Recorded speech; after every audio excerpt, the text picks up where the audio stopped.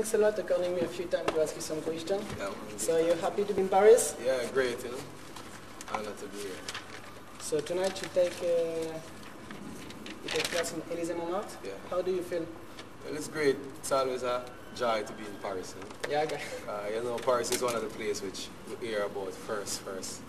Like growing up in Jamaica, every movie you watch is all about Paris, going to Paris. Ultimate place is Paris. So Paris is a paradise, you understand?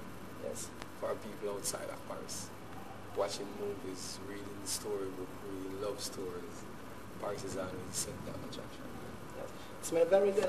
I see that you find some weed in Paris. No problem? No problem. Yeah, great dreams. So yeah man, could you describe yourself just in a few words?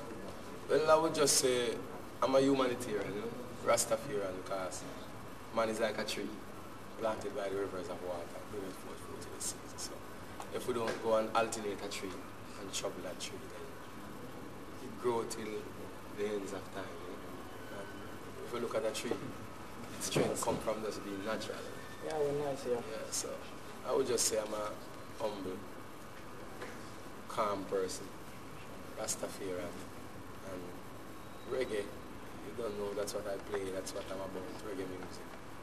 Understand? I'm trying to bring some collective consciousness into this world. Okay. So could you tell us how you realized your latest album, Life Over Death?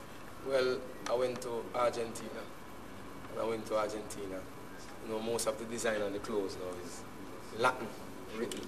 You see skull and bone, or you see a skeleton riding a bicycle. I went to Argentina, there was a shirt somebody wearing, and the person in Argentina was reading in the Latin words in English. And it was saying, the dead is the king of the world. That's what was written in Latin on that t-shirt. So then I started to realize that it's more the skull and bone symbols, it's more dead symbols, it's dark figure. And remember, in the dark era, no one wants to remember the dark era. So what we're saying now to the people is the most important gift, the most important thing in life is life itself. So when Rastafarian tell you to eat right, it's not because we're telling you to eat right to be a Rastafarian. We're telling you to eat right so you can keep that life that you have. We're telling you to exercise, keep yourself physical fit, to preserve that life. So most of what we're trying to inject into your mind, or share as our opinion, is to preserve that life you have. And if you show somebody how to preserve that life, it's like a woman and her beauty. If you teach her to preserve that beauty, then whatever you tell her, she will follow.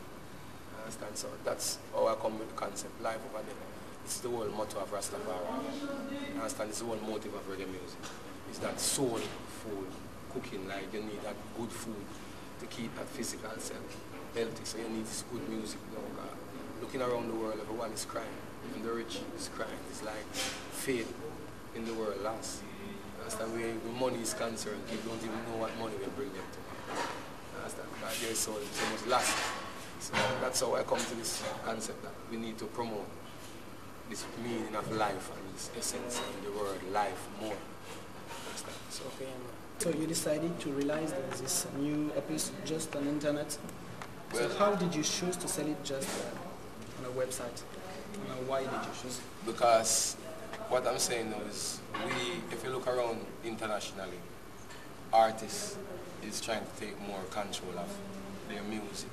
Not that you're trying to get selfish, but it's the expectation, to know that you sing 1,000 songs, sometimes you don't get publishing, sometimes you don't get copyrights, you don't get royalties. You understand? And it's unfair to just make that physical money and then to your kids, what you contribute. You've been doing music, what is there for us as a legacy that we can hold on to. You understand? And we can watch, if you see back that in that music, that movie that they made with the singer from America.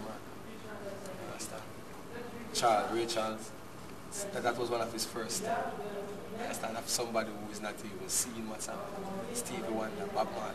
Bob Marley stand up today because he owned his rights to his music. So his kids could get to do what they want. I mean, we want our father to do this, we want the world to know more about our father. So they have the power to do that, and they got total control over their fathers. And every artist is trying to do that. You understand? So putting out Live Over Death is my first album officially and my new label, Bonfire Music, which is totally owned by me. Understand? So I distribute this album by myself. I didn't want to give it to record company. Understand? So I'm saying that to reach the wider world, which we don't have that network set up yet for Bonfire like another international. So we could advertise it everywhere. The internet is this global marketplace. Understand? So that's why I made that choice. Okay. So what are the main subjects that you decided to speak about for the first time? Well, the main subject we're trying to speak about now is experiment, you know? Yes. Because sometimes we so stuck in our little corner that if we're trying to go out of that little avenue and experiment, you lose some of your loyal people who don't take the time out and the tolerance to realize that being rutical, it's still being realistic. Because reality is the day-to-day life of the face, and the generation is coming is more energetic than the generation before. I mean, there's a faster groove, there's a faster beat. So sometimes you might do some fast music and some dancehall music. And authentic Anthony B fan will be like, what? Why Anthony B doing this? You understand? So that's just what we want people to know. What's new now is that we're trying to win some of these 10-year-old kids and these 9-year-old, these 12-year-old, these little kids coming up. We want them to know about Anthony B music, know about Rastafari. See, and the way to do that is to keep that influence. Because without that influence, then the kids don't listen to what you're saying. Understand? When you keep that influence going, that means from one generation to the next generation, they want to hear what Anthony B is saying, and you say, as Selassie is the Almighty, then that's what they would relate to. Because they truly believe in authentic, following what you're saying. And that's what we want to branch out into. This new avenue of new captivated fans from the smaller kids. So actually, where do you live? I live in Jamaica. Jamaica? Yeah. Okay, for sure. And do you have some show in Africa? Well, we're planning on going to Ghana. We're planning on going to South Africa. We're planning on going back to Gambia, Senegal. Yes, one last. Understand? Coming in December. Okay. Understand? So you can look out for me, my brother in Africa. And we want to say a thing to the leaders of Africa. You need to open your mind and welcome us home. Understand? Africa way is creators, and we are out here with the experience. With our little financial help and our little outside experience, we can contribute a lot to this continent, which is our motherland. And the way to do that is not to accept us as our visitors and give us 5 million. Give us a week in your country. Welcome us home as a son. Understand? So that's a message I would like my brothers and sisters in Africa to put in the ears of your leaders, that reggae artists really want to come, but governmental barriers. We got to break that and make this black connection. I mean, where we are in the world, like a black community, welcome. Understand? And that's how we can get to country. Africa needs our help, and we need Africa's spirituality. You understand? That's the part. Well, it's the same way. So a while ago, you played with Pierre Paul Jacques. Yeah. So it went perfectly well.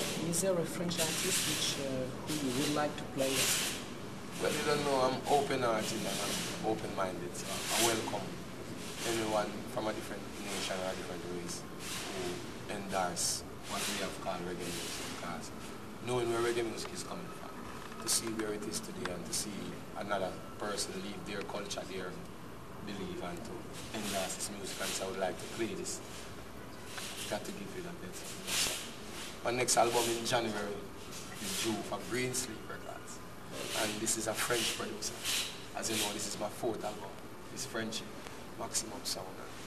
Coming to France, meet him right here in Paris. I understand, and from that to start working, because I think he got something, I understand, in his music, so I'm trying to help him get that out there. And this is his 4th album. You know, Power of Creation. I understand, I Am Meditation. These albums are produced by French, Black Star. So this is his 4th album for French. Rise, Green Sleeve, expected 2009, January.